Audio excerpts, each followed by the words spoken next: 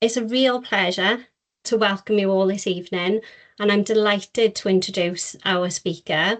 Alison Clark is Professor of Early Childhood Education at the University of Southeastern Norway and is an internationally recognised author, speaker and consultant in early childhood education.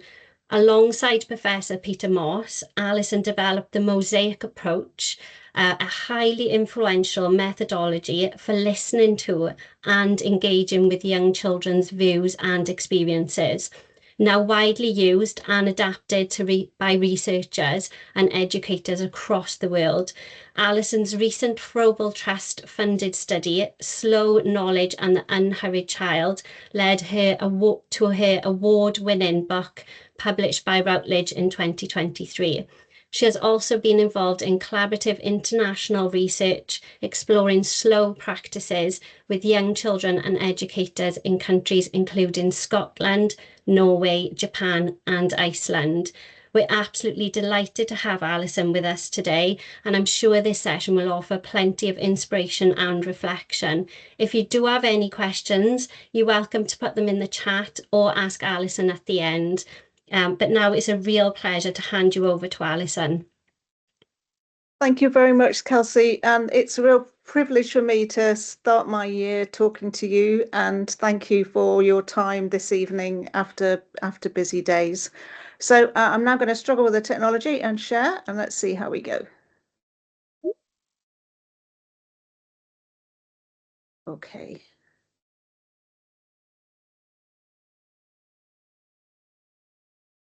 I might need to ask my technical assistant.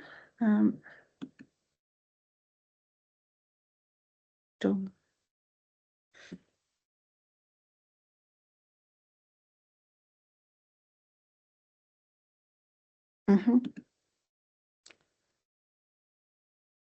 I think we might need to go to plan B, which is for Kelsey to share. So unless you can see it on the screen, it says I'm sharing, but it says I'm sharing my screen. Yeah, we can see her, Alison. Oh, can you see it? Oh, okay. Yeah. Okay. If you fine. just minimize us so we don't see our faces, that's it, and then start from the beginning, okay. and we Shall can we see. do, There you go. How's that looking? Yeah. All Great. good. Okay. Perfect. Lovely. Thank you. Yep. Right. So, yes, as I'm saying, it's lovely to speak to you. And I'm based in Scotland most of the time, but work with Norwegian colleagues as well. And this work has grown up out of my work on listening to young children. So we're going to be having a think about the relationship with time this evening. And we use lots of different phrases for thinking around how we work with time. But when I think back to when I trained as an early years teacher, I don't remember anybody ever saying anything about it. But it's so inbuilt really into how we work with young children. We take it for granted maybe. So there are lots of phrases, and I'll mention some phrases during the session. So one is, how do we spend time with children? Which is a kind of really strange phrase because it makes it sound like kind of money. But when I was thinking about this, I found on my bookshelf a book that I was given when I started school. Now, I'm in my 60s, so that's quite a long time ago, but I have treasured this book. It's by Layla Berg, Folk Tales for Reading and Telling. And in the first page, it lists the chapters, but it also says how long it takes to read it. And I remember as a child thinking, oh, I really want a really long story, and kind of saying that to my dad. So how we spend time with young children is what we're going to be thinking about. And this is something that has inspired other people as well, thinking about their relationship with children. So this is Carl Honoré, and he's written around the slow movement, which started off thinking about how we relate to food. But his inspiration for that came from his relationship with his young son. And I'm just going to read you this piece. So he said, at the time, I'm locked in a nightly tug of war with my 2-year-old son, who favors long stories read very slowly, at a gentle, meandering pace. Every evening, though, I steer him towards the shortest books and read them very quickly. We often quarrel. You're going too fast, he cries, or as I head for the door, I want another story. Taking the long language stroll through the world of Dr. Seuss is not an option. It's too slow. So I think that kind of tussle sounds so familiar. And it's around, the our relationship with time and our relationship to children, in our families, and in work that we'll be thinking about. So this relationship with time, and particularly with the clock, is absolutely embedded in early childhood education and care. And this is something that Veronica Puccini-Cacciabor has written about. She's a Canadian educator, academic, and she says the clock structures both the arrangement of children and educators in the classroom and the very practice deployed throughout a regular day. At the same time, it produces particular knowledges about what it means to be an educator and what it means to be a child in an early childhood classroom. The clock is fundamental to how early childhood education is understood, organised, and enacted. So I take what she's meaning there is that how we relate to the clock particularly affects how we think about our jobs, our role, and also how we think about children. Because in the end, it's about what do we see as a valuable use of time. So what is viewed as a valuable use of adults' time, but what is also seen as a valuable use of children's time? And then what do we then choose to give time to? What do we find time for? So you can hear these different phrases around how we relate to time, but also what is seen as a waste of time. So what do maybe other people tell us is a waste of time? What do maybe parents think is a waste of time?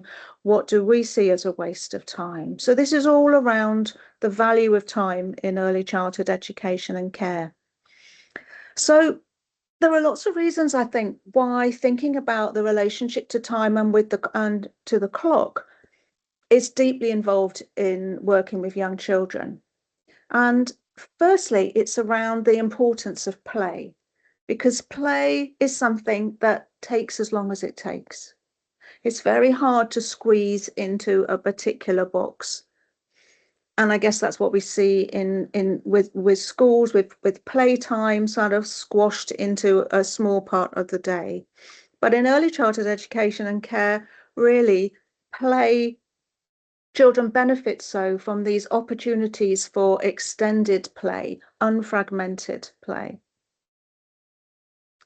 And then I think there are other reasons why the relationship with time deeply affects us working with young children. And another thing is around the importance of wonder and creativity.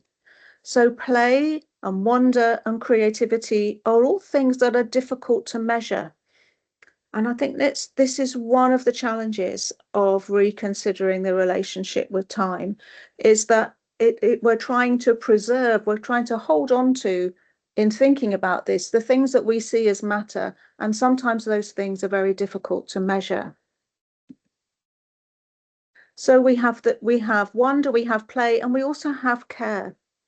And when I'm sort of meeting different educators and have talked about these questions several times now in different countries, people have said to me, oh, we get told, they're working with the youngest children, for example, and they're told we have to change nappies as quickly as possible. So that's an example of an early childhood centre that has putting on a particular value on how we use time and what's seen as a waste of time. So in those centres, a waste of time is seen as taking too long, talking to the children, the building up the relationship, the humour. So you can see that it can go right to the very heart of the everyday practices that we're working with. So thinking about time, I love this photo. This is from one of the early years centres that I've been working with in Orkney. And this is their forest school, where you can see one of the educators is there lying flat too with the children. And it's an unusual day in Orkney, which is a very windy place. So it kind of is a reminder of what summer can be like. But thinking about time, I've been starting to mention some of the words that we use. And linear time, which is like clock time, is one way of thinking about time, but it's not the only way. We can talk about how time is spent, how it's saved or given. Time can be free time. It can be spare time or extra time. Time can be converted into money, our own time.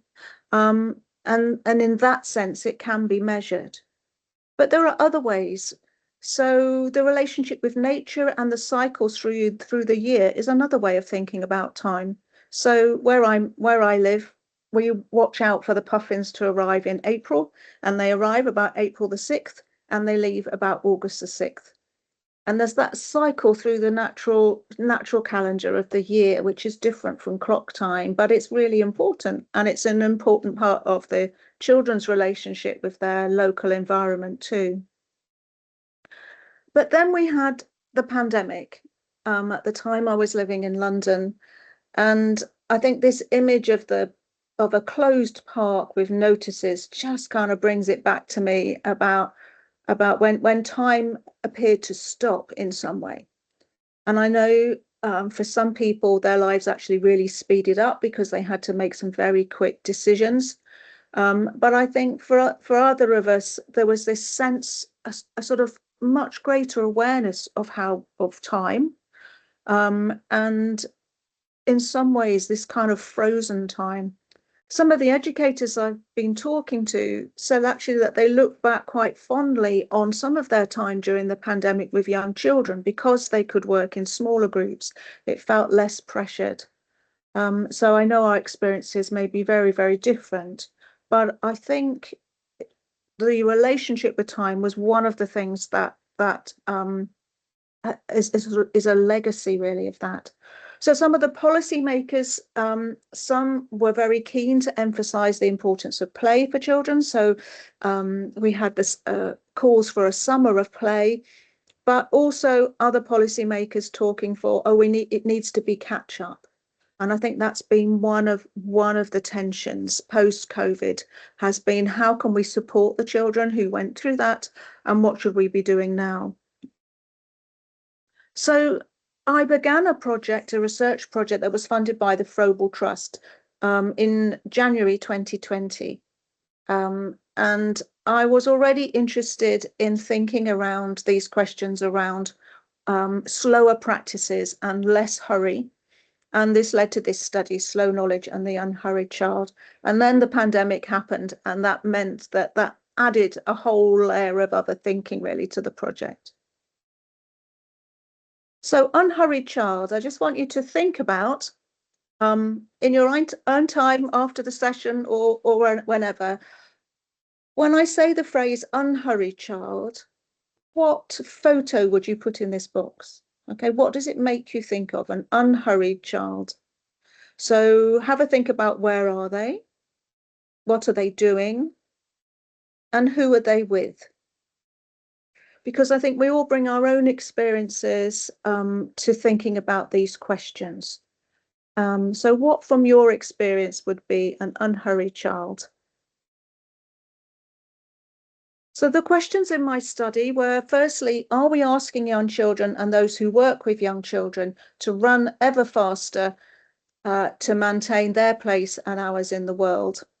And this was based on this sense that actually I think sometimes in early years we're being asked to do more and more and more, and that gets harder and harder, and we never can quite kind of reach a point where we feel like we're doing enough. And this is a phrase from a sociologist called Hartmut Rosa, and he's written about this problem of things getting faster and faster and higher expectations for many professionals, including educators. But then my second question was, okay, what alternatives are there to be reclaimed, rooted in early childhood traditions? Because in the early years, I think we're really lucky that we have a whole number of pioneers, a long tradition of early childhood practice that celebrates play, pointing back to people like Frobel, to Susan Isaacs, Margaret Macmillan, to traditions such as Reggio, as well as in our own countries. So I think there is a huge tradition, and sometimes I think it's a question of reclaiming some of these ideas and standing up for them. So that's been a little bit about what my work's been doing. So in the study, I was talking to 20 early childhood researchers and educators and teacher educators across 11 countries. And we had in-depth interviews and then a focus group towards the end with early childhood students. And these were some of the themes that came up in those discussions around what a slow pedagogy could be. They highlighted the importance of being with, of enabling children to go off track, to be able to dive deep with children, and of taking the longer view.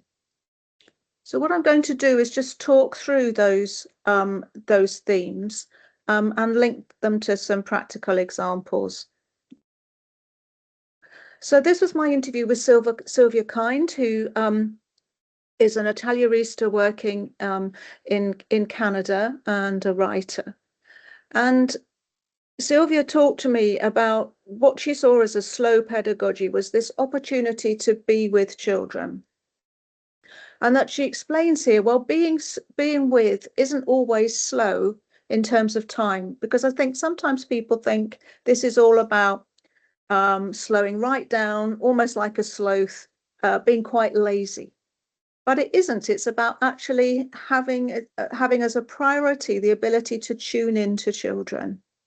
And sometimes children will obviously be working very, very fast, running very fast maybe, and their brain certainly will be going very, very fast. So as Sylvia says here, there could be intensities and vibrancies and things erupting. It's finding the rhythm of the children you're working with, the adults you're working with, the materials you're working with. It's how do we be with others, be with ideas, not just as if we stand outside of it. I guess it's this idea of being with. So I found that explanation quite helpful, this idea of finding the rhythm when we're talking about a slow pedagogy, finding the rhythm of the children you work with, which can differ from day to day and depending on the group of children that you have from year to year. Finding the rhythm of the colleagues you're working with, which I think is an interesting one. It's like actually getting to know how we prefer to work and being aware of that. And also finding the rhythm of the materials and ideas you're working with. So it could be different, finding the rhythm of when you're outdoors and it's been snowing, for example, will have a different rhythm from a sunny day indoors. So a slow pedagogy could involve dancing with, singing, running, reading, or being still. So it includes a whole lot of early childhood practices. But when I talked with the focus group with the students, they were also keen to point out some of the challenges that they felt. And this was Liz Turbot, who was working with the youngest children with babies. And she says, I think for me, especially working with babies, it's about just being, not moving on to the next thing.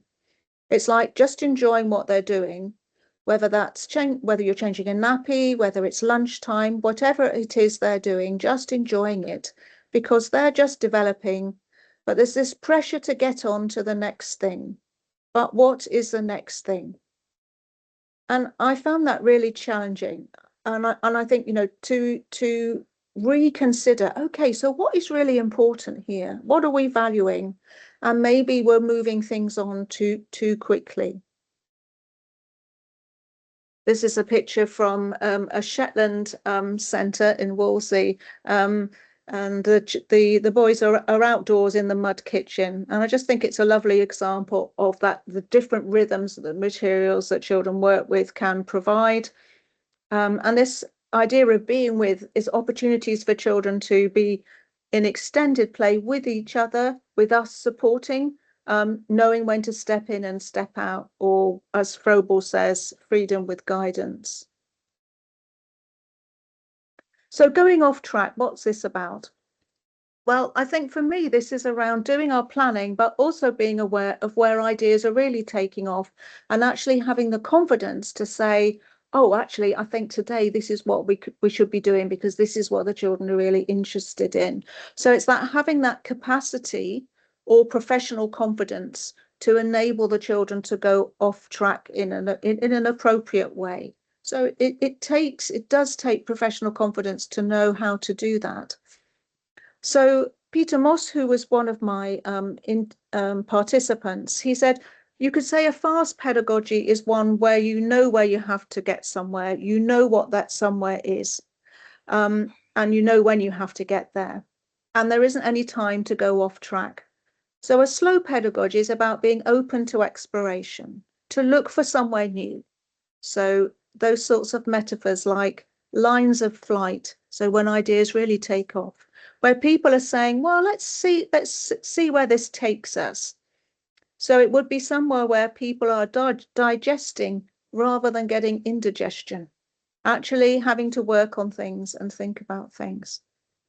So I love that idea of yeah, sort of giving ourselves just a bit more time, maybe as a staff crew, to think about, well, actually, what ideas are really emerging here?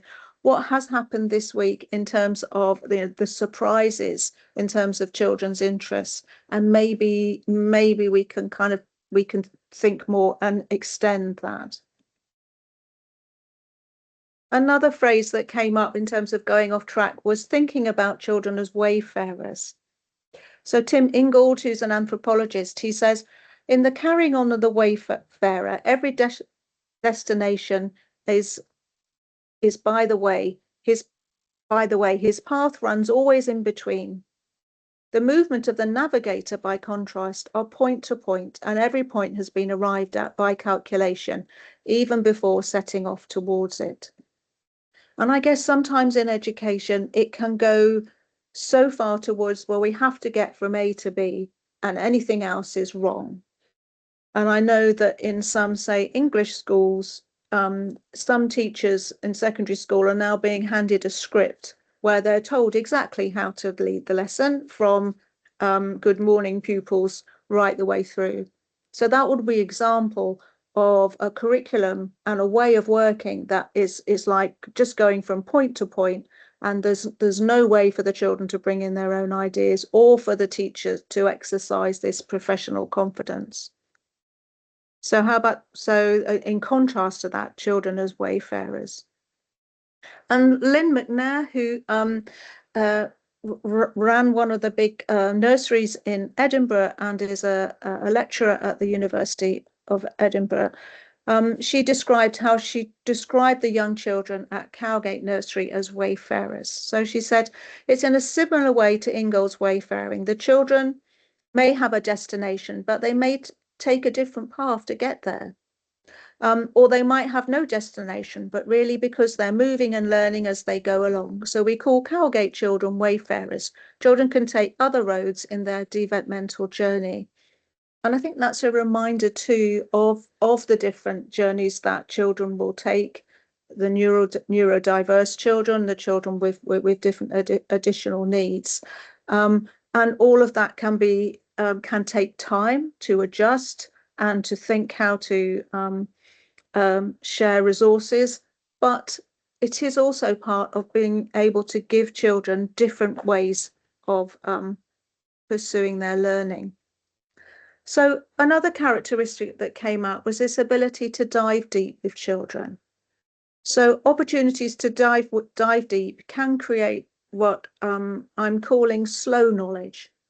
So slow knowledge may be very old, may take a very long time to be built up. Knowledge that children have gained through first-hand experiences can be slow knowledge because they're actually learning it for themselves. Fast knowledge is always new. Slow knowledge often is very old. And I think it can also, diving deep with children gives educators permission to go beyond what is planned. And to be able to express their own agency and this confidence to appropriately go off script. And then just the fourth theme that came out was around taking the longer view. And these are connected themes. But I see the taking the longer view as about not always being driven by the short term. And this again is challenging, especially at a time of so many different pressures within early years. So it is about thinking about the here and now. So being able to be in the moment with children, but also to take the longer view. So it's not limited to short-term decisions. And so I guess this raises a question of what a slow leadership might look like. And for me, I think that involves part of this kind of wisdom, really, being able to think, actually, this might take longer, say, for the children to learn this for themselves rather than me just tell them. But actually, in this centre, we treat that as a priority. So it's about making those type of decisions. And of course, all this sort of talk about slow, it's very much at the heart of it is listening to children. Because without listening to children, then this whole kind of way of working kind of would fall apart, really. This is one of the children, Merrill, who was in my first study in 1999. And I'm just writing the final version of the next edition of the book, which is very scary. But I look fondly at this picture and think about that project. And, you know, there wasn't a script for the mosaic approach. It was like, I knew we needed to include the views and experiences of the youngest children in an evaluation of a children's centre. And at the time, I'd kind of heard that I'd read a short article where someone had been using cameras with young children, and I thought, that sounds great. Let's sort of think about that. And I also knew that I wanted some way for the children to be the experts. So that's why they're children leading me around the space, taking me on a tour. And I'm an artist, so it seemed quite natural to give children the ability to draw and make the maps with me. And that's kind of how the mosaic approach came about. So yeah, it has a life of its own. This is a reminder here about this kind of taking the longer view and how it links to, say, Froebel's work. So Froebel, when he was thinking around an institution or a school, he said he didn't want to use the words institution or school for the kindergarten. Rather, he saw it as a community with children where children could grow and learn at their own pace, with adults who understood their development and cultivated their learning, just as good gardeners tend young plants. So in that name, the kindergarten, the children's garden, you've kind of got this idea of children being able to grow and develop at their own pace. It's kind of right there at the heart of Froebel's ideas. So slow pedagogies is not just one pedagogy, and it's very closely linked to play pedagogies, and I think it's very closely linked to your new curriculum documents in Wales. So a slow pedagogy can involve the following features: being with, attentive to the rhythm of the children, the adults, and the materials. It can, as I've been saying, include these rapid, intense moments, as well as a slowing down. Makes time for listening and collaboration, celebrates the group as well as the individual, values play and the present moment, takes the longer view, looking together at what are the priorities to cultivate over time, values the difficult to measure, like we were saying, and seeks to enable deep discovery and strengthen relationships. So I'm now going to have a think with you around slow practices, and many of these things you will be doing. So this is around just kind of highlighting, really drawing attention to these areas where it's very natural to be able to work with children ideas, to enjoy being with children, to be able to dive deep with children. So these are some of the areas that have come up in my discussions so far. Particularly, for example, around the relationship with outdoors, which is a very natural one, or thinking as a staff team around meal times and snack times. thinking about group time. I think there's also a whole conversation to be had about how to be slow with a book. So how to extend stories over time, how to enable children to revisit. So revisiting is another way of thinking about the relationship with time. You know, what opportunities do we give children to go back to the things, the familiar things, the things they want to return to? That's also around a slow pedagogy. Also, we've got here working with babies, working with materials, and thinking about, in particular, leadership. And then I've got that one there around transitions. And I think transitions, that can be around thinking about our transitions across the day. So I know one centre I'm working with are thinking around how to make the transition between being indoors to outdoors a sort of a more comfortable period for adults and for children. So not rushing it so much, but enabling that to take a longer time so children can do more things for themselves, and actually then lead to educators feeling happier about the whole process as well. So there's a very close tie-in, I think, between educators' well-being and children's well-being. So in one of the practical projects that's been happening has been in Falkirk in Scotland, and this was led by an early years pedagogue, Donna Green, who was the Frobillion lead in Falkirk. And she devised this project. She was one of the students in my focus group, and then she went on to do this project. And she was working with 3 centres in Falkirk, and the 3 centres decided, as staff teams themselves, they got together as 3 separate staff teams to think around, okay, in thinking about our whole day, what area of the day do we most want to think about in terms of our relationship with time, and how can we reflect on it, and what changes might we make? And so 2 of the centres chose to think about meal times, and one of the centres chose to think about the relationship with outdoors. And with the outdoor one, they actually looked at how they could maybe spend longer. So rather than a half-day visit, which was what they were doing to a local park, they stretched it to think about how they could visit over a whole day with a group of children on a rotation, and then looked at the benefits for children and for educators. So there's a short 10-minute film that the Frobel Trust made, and that's on the link, and we'll be sharing these slides. It'll be in the recording, but that film is on the Frobel Trust website. So to think about their slow pedagogy journey, in 2 of the centres, as I say, how can we rethink meal times through a slow lens? So that's where they started. And thinking about meal times, how it could be more of a social time for children and for adults. So there was more opportunities for conversations. How could they change the way that they organise it in order for the adults to feel more relaxed and more able to sit down with the children, and also for the children to be able to be more involved themselves? So finding more ways for the children to be involved in preparing the food, for example, trying different ways for children to serve themselves. And it involved a bit of this taking the long view as well, because some of these ideas needed many different times to try them out. It's like, okay, we know we want to make this different, but we might not get this right the first time.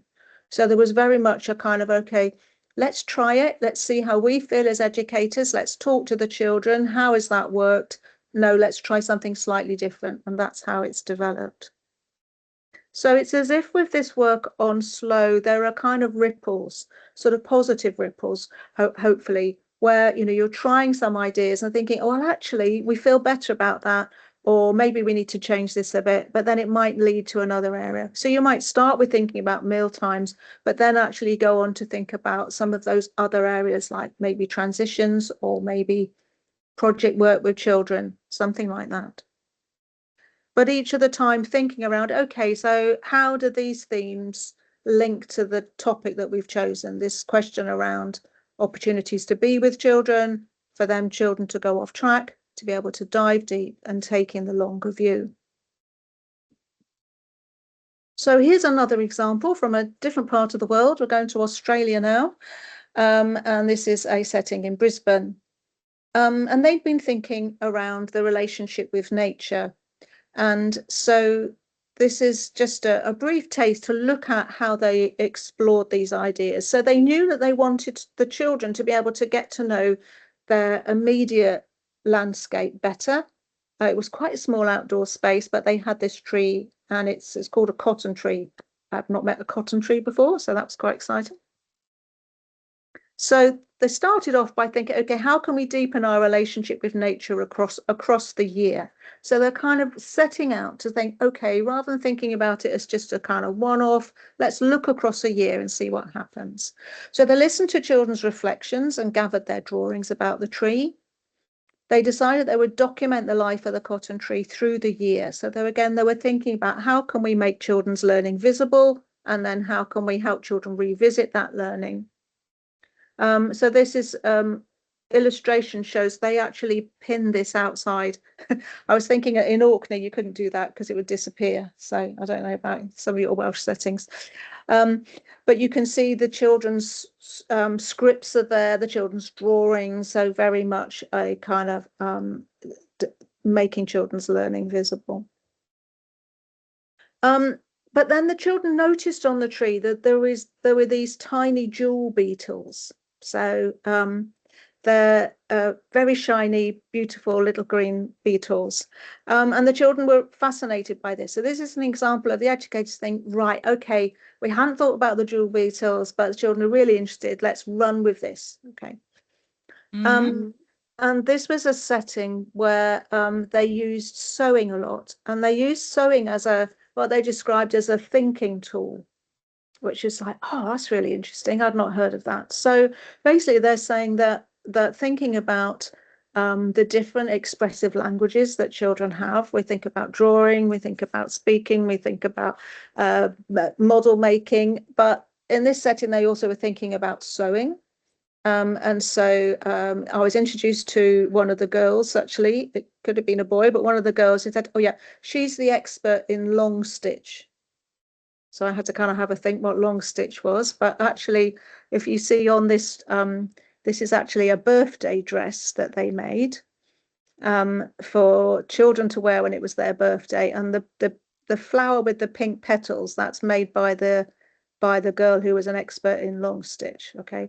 And I think they also found that there was one of the educators was really interested in this area too. So you can see how it's like kind of tuning into the expertise within the group, and then allowing that educator to really develop it with the children. And you can see how it's grown. So sewing is a thinking tool. So they decided that they would then make a jewel beetle dress. And this is it underway. This was happening while I was visiting. So I guess I think it's a really lovely example of how you set up with that ambition. Okay, how can we follow the tree, learn about the tree through the year, and then how it's kind of spun off in a new direction with the children. So documenting the life of the tree, children's interest about the beetle, making the jewel beetle dress. So that's an example of a slow pedagogy journey. So just in these last bits now, I wanted to just show you some of the other things that are happening in terms of thinking around these ideas.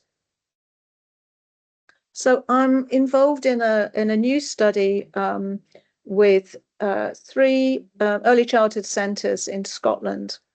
And we've called it Being Us, Learning and Living Together Through a Slow Pedagogical Lens.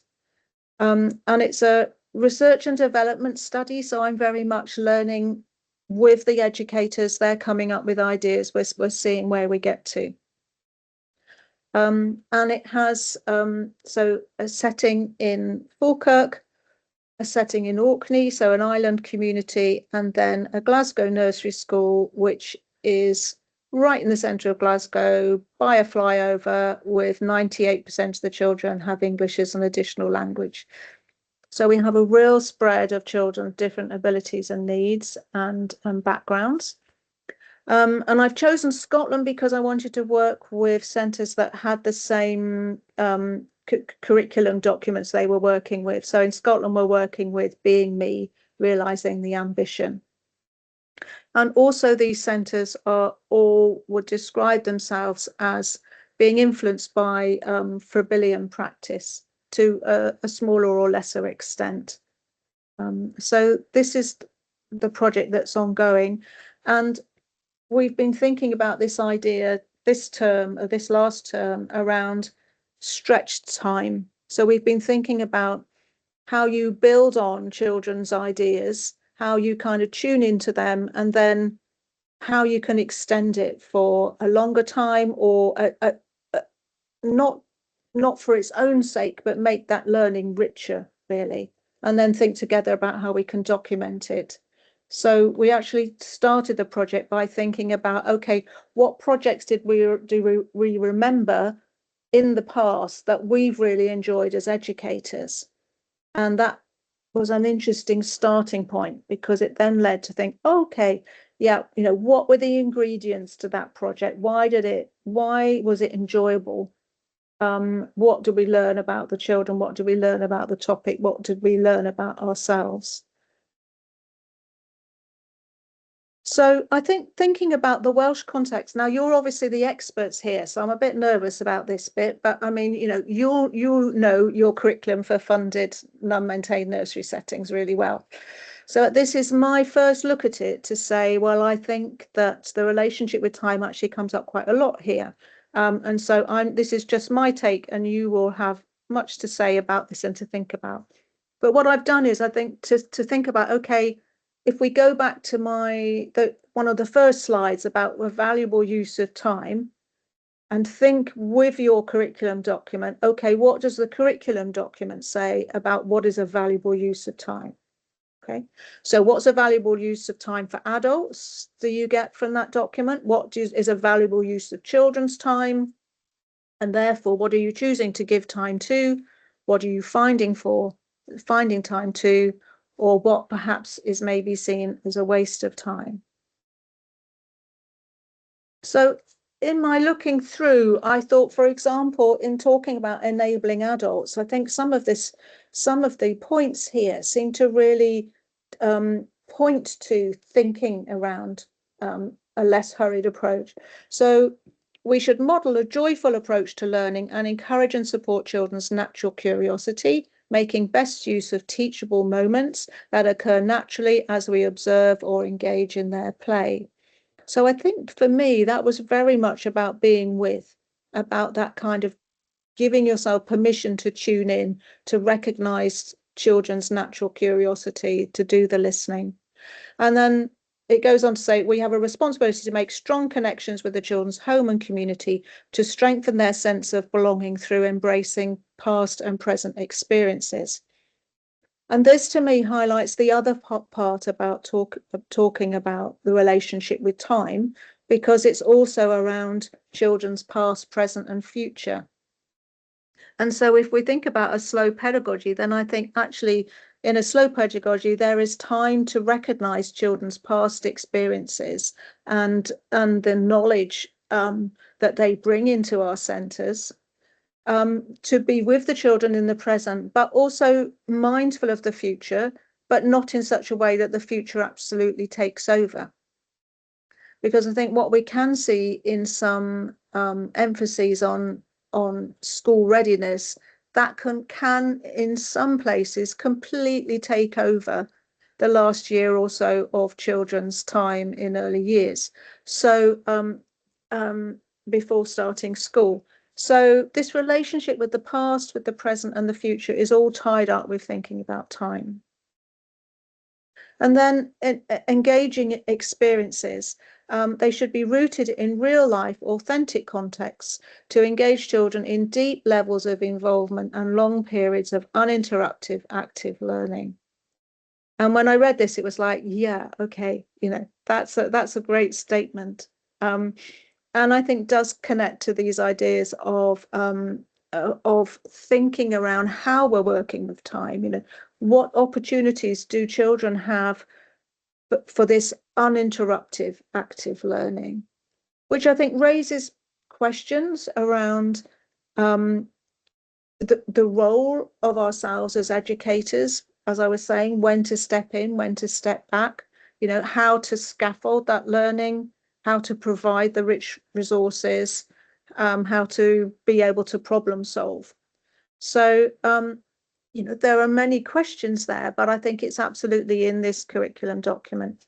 And then there's the questions around effective environments. The environment will also support mastery by allowing frequent and extended opportunities to practice, rehearse, and embed taught skills in a wide range of contexts. So this ability for children to revisit their skills, if they're, say, playing in the woodwork corner, to enable children to come back and really become little experts in what they're doing, to learn those skills over time. There should be flexibility and variety within the environment, offering risk and challenge and supporting children to develop confidence, independence, and resilience. And so independence and resilience are also skills that need to build up, that can't be rushed. The environment should be responsive to the range of emotions of young children and should offer time and protected, quieter spaces for self-regulation, contemplation, and reflection to nurture child's well-being. So again, this attention to children with the whole range of different needs and abilities. And then it's there too in physical literacy. This should include creating time, space, and opportunity for children to experience a range of play types. For example, rough and tumble, exploratory and risky play, exploring the world from different levels and experiencing a range of positions. So I think there is much in that document to think around in this relation in relation to what do we value in terms of the way we work with time. So just a few more resources before I finish, and then time for some questions, I hope.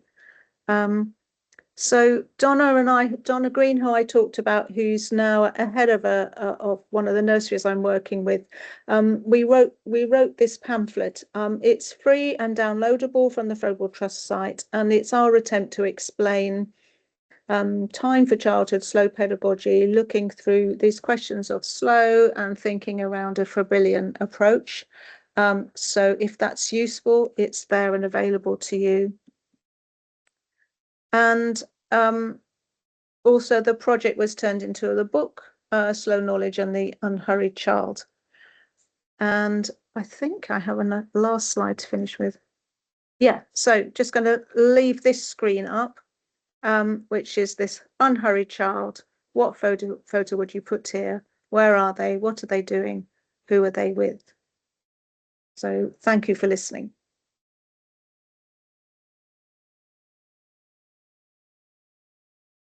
Thank you so much, Alison. Does anybody have any questions for Alison?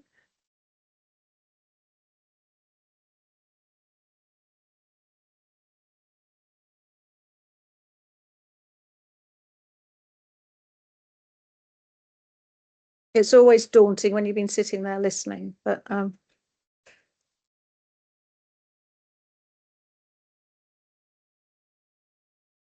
Can I just say something? Hi, Kate. Yeah, I've got your book and I've read it, and it's really nice to reflect on it.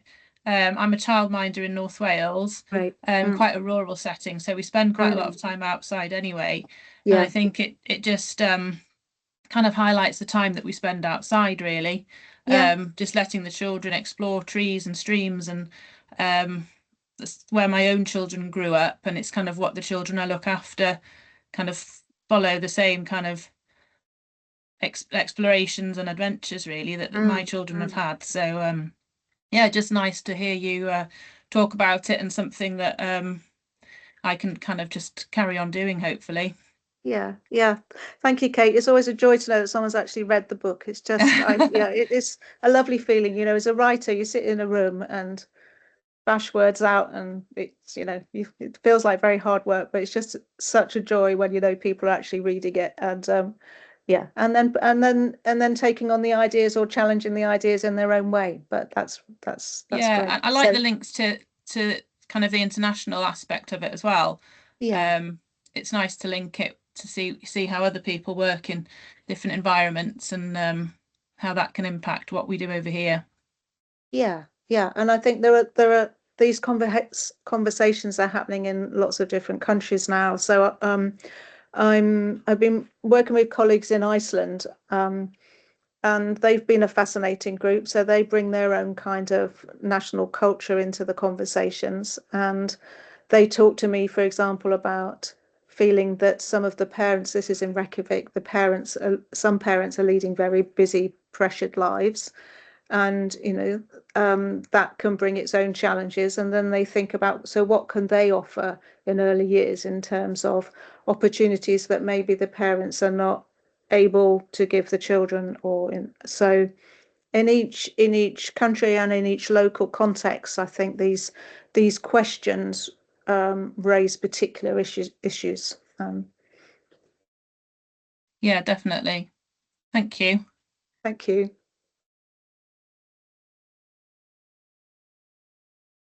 Alison, I politely put my hand up, but it's David Goodyear from Early Years Wales, Chief Executive. Sure. And I think there were lovely phrases in your book that I loved, meandering, wallowing in things. You talked about children having the time to wallow, but also the long shadow of what's coming next.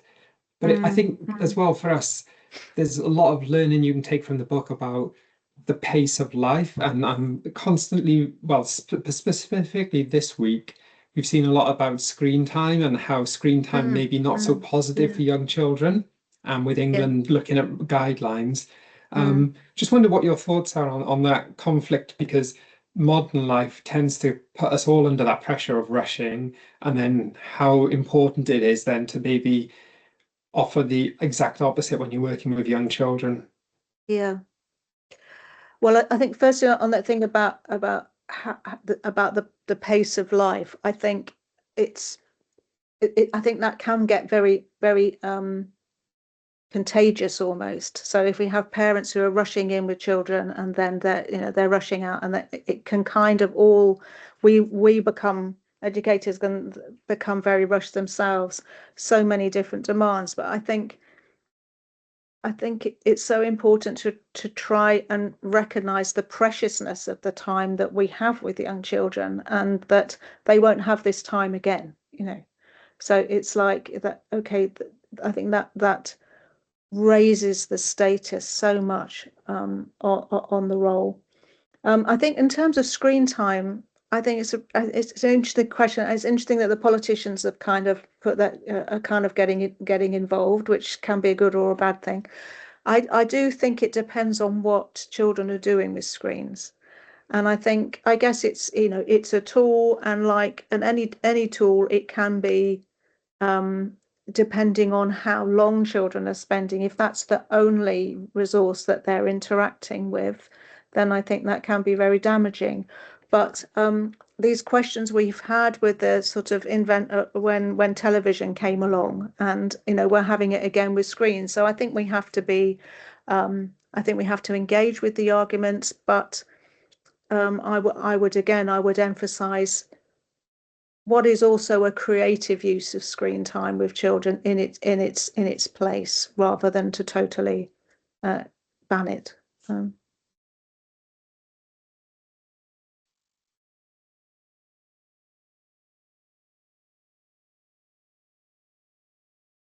So I have maybe just that question back of an unhurried child. Did anyone come up with an idea, a picture in their mind that they would put in the frame and would be brave enough to share it?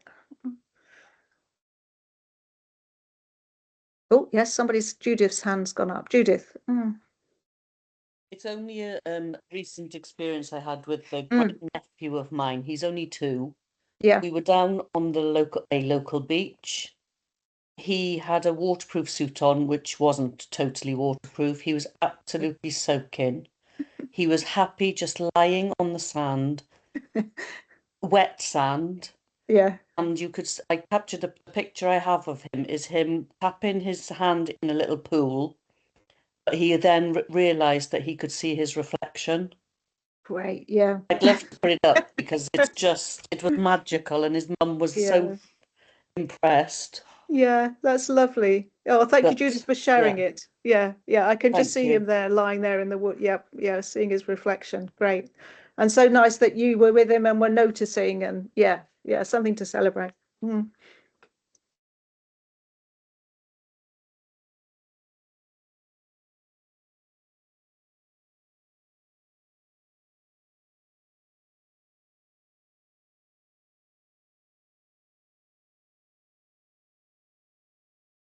And very consciously giving people time and the opportunity to ask you questions.